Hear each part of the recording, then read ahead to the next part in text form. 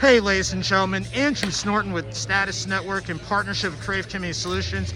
We are here at Coolray Field, pre-game for the Jacksonville Jumbo Shrimp and Gwinnett Stripers. So excited to have one of the pitchers, Freddy Tarnok, joining us.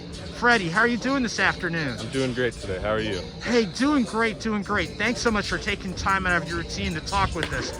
Now, as a pitcher, you've heard a little bit of everything. Oh, you guys only come out once every 5 days, or you only have to worry when your number's called, but there's a lot more to it.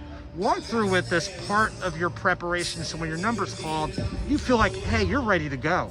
Right. So day one, your start day, you get all your innings in, your pitches in. And then after that day, you get the next day, which is your recovery day. You get all your recovery and modalities in. You get your soft tissues in, whatever you need to do to get your body feeling better.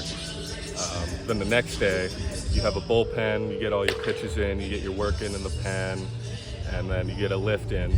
So then you're feeling good. Then the next day, you have another recovery day after your bullpen. You get your recoveries in, your exercises, your little things to get yourself right. Same thing with the next day, and then you got another start. So it's all a recurring cycle. It's the same thing, but you have to do everything a little bit different just to get your body in better shape for your start whenever you're ready. Okay, and thanks for walking through that with us. So, ladies and gentlemen, it's a lot more work than what you realize. Oh, yeah. Working on your game, that's a constant. You're always looking for ways to get better. What's one thing about this season where you feel like you're getting closer to where you're trying to be? I'd say just attacking batters, getting ahead, getting first pitch strikes. That's definitely something I'm trying to get better at, and I think this year I'm starting to get to a closer step, which is good. Obviously trying to put guys away, finish pitches, all those little things. Just working on those in my bullpens and trying to get ready.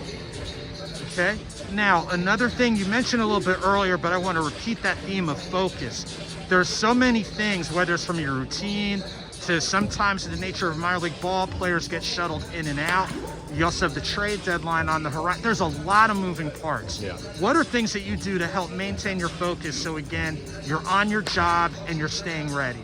Sometimes it's funny to say, but finding things outside of baseball just to keep your head right, like reading and just getting your mind off baseball sometimes, because you don't want to be thinking about all these trades and all these things that can happen, because they can affect you a little bit.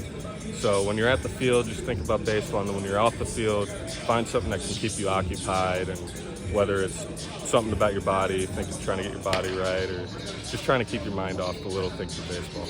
Okay, last question, and you kind of dropped some hints before, but for younger players, whether collegiate, American Legion, what have you, of the many takeaways that you've learned this year, what's one key takeaway that you like to impart to younger players?